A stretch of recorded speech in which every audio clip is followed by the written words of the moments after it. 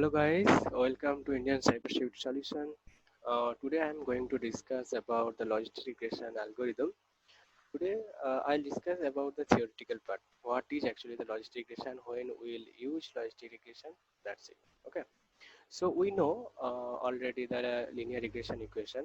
We use linear regression equation for predicting the continuous values. When we have to predict the binary output, suppose the value is 0 and 1, what we'll do? Then we'll use a logistic regression. And the example is suppose a mail will come to your email account. Then uh, this mail will automatically convert into spam folder, or maybe that will come to your inbox folder. So this is a logistic regression problem is going on there. And if it is come to in your inbox, then this is a good mail, this is not spam. And if it is go to spam folder, this is not a good mail. So logistication also will use for the multiple classification. Okay, so now there is another example. Three examples are here.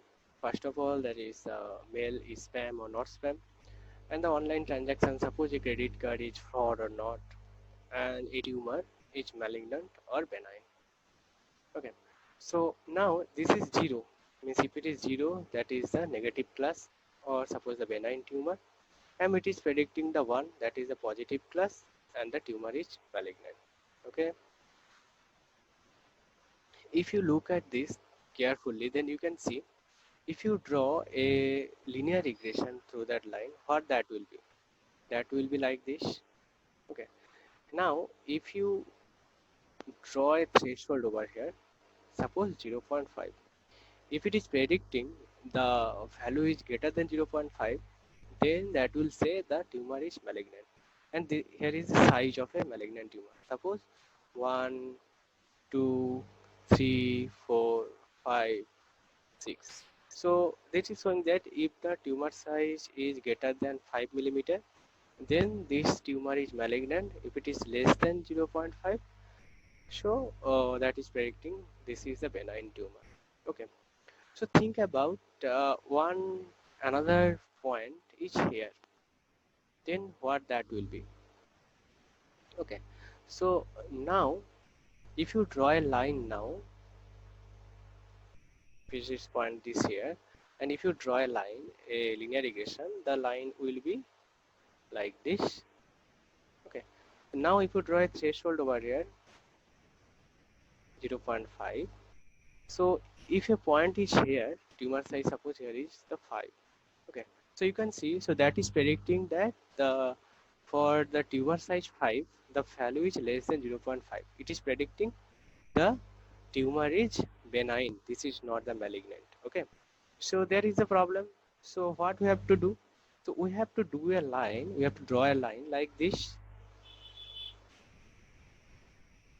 Okay, so now that is all set, means whenever I will put any point is greater than 5 millimeter, always that will predict this tumor is malignant. And if I give a point is less than 5, that is always predict the tumor is benign. So this function is called the sigmoid function, also called the logistic function. These two are basically the same. Now we are going to see a different example.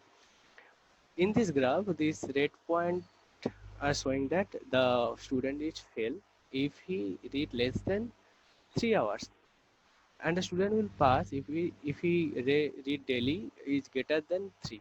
Okay, so there is a logistic regression. Okay, now you can easily predict by inputting the features value of hours of studying. Then that will predict if he is daily reading 4 hours, 5 hours, then this student will pass. This is another example of logistic regression. Okay, so what logistic regression actually the equation looks like? Okay, so there is a linear equation. Suppose y hat for the linear regression, theta naught plus theta 1 x1 plus theta 2 x2 dot, dot, dot. So this is the linear regression equation. So we will use here a specific function which is called the sigmoid function. that outcome, that the value will output will be in between 0 and 1. Okay, so this is the logistic equation and this is the linear regression line. Okay, so the equation is 1 by 1 plus e to the power minus x. X is the linear regression equation. This is the complete equation that will predict always the value will be in between 0 and 1. Okay, so if it is the value is greater than 0.5, suppose our threshold is 0.5, then that will predict always this class is positive, and if it is less than 0.5, this class is negative. So this is all about the logistic regression, and we'll discuss the programming part using Python in logistic regression in the next video. Thank you.